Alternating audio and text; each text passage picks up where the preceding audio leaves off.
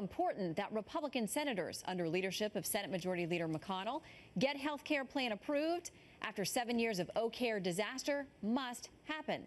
Well, I'm joined by one of those senators, South Carolina Senator Lindsey Graham. Good to see you this morning, sir. Thank you for having me. All right, so you've offered up an additional alternative to this, and the heavy focus here is on sending as much money as possible back to the states so they can decide how they want to deal with this. If they love Obamacare and it's working in their state, great. If they want to blow everything out and give a much more consumer freedom choice, they have the money and chance to do that. Your theory being that if you can convince governors to get on board with the plan, their senators will vote accordingly. Yeah, it's pretty hard for a senator to defy a governor when it comes to how health care affects their state. So how about this good, simple Republican idea? We're going to take all the money that we've got around Obamacare and all the policy, get it out of Washington, send it back to the states so South Carolina can come up with its own way of dealing with health care for South Carolinians. California can do something else. You can't spend it on roads and bridges. You got to spend it on health care, but we're going to give you the flexibility that Obamacare does not give you. And if we do this, that's the end of single-payer health care. If we don't do this, one day the government's going to take over all health care. If we send the money and policy back to the individual states, Washington will not take over health care. That's the beauty of this idea. Okay, will it get you to 50 votes? You got a couple that we think are gone for good. We could be wrong. Your buddy Senator Rand Paul and Senator Susan Collins. I mean, it sounds like at least one of them, if not both of them, are gone. So can you get to 50 even to start the debate on the bill itself?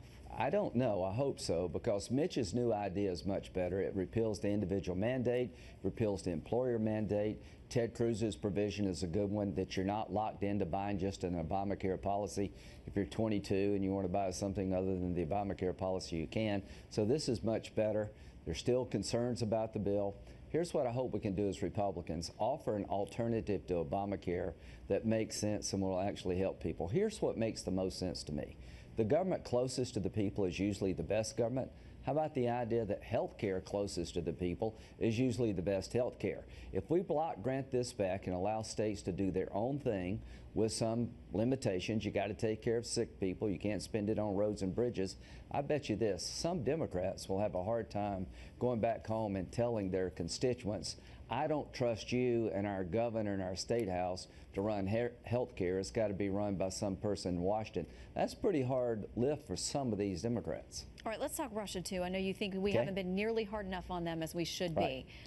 It sounds like the chair of the Senate Judiciary Committee, on which you also sit, wants to hear from Donald Trump Jr. Will that happen? He says he wants to testify. Donald Jr. does. He said that on Hannity's show. He's welcome to come to the Judiciary Committee. I want to know all things about Russia. If the Ukraine was involved helping Clinton, I want to know about that.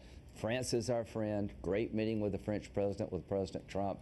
Russia tried to destroy democracy all over the world. They did interfere in our elections, and I want to get to the bottom of it.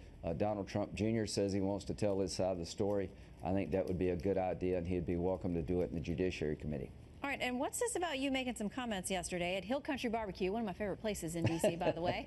You can eat a lot of food there, real fast. That President Trump could wind up getting 4 Supreme Court appointments. What's that all about? Well, we've got one.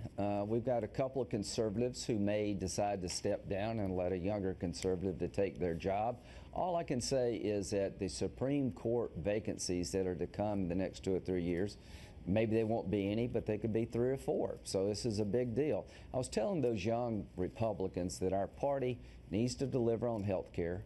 A better way of doing health care is let your state do it, not Washington. Cut your taxes, rebuild the roads and bridges, and give us a strong military. President Trump has a really good agenda. This Russia thing is standing in the way. I agree with what Chris Wallace and Trey Gowdy said. Basically, all things Russia need to be on the table. This drip is hurting us.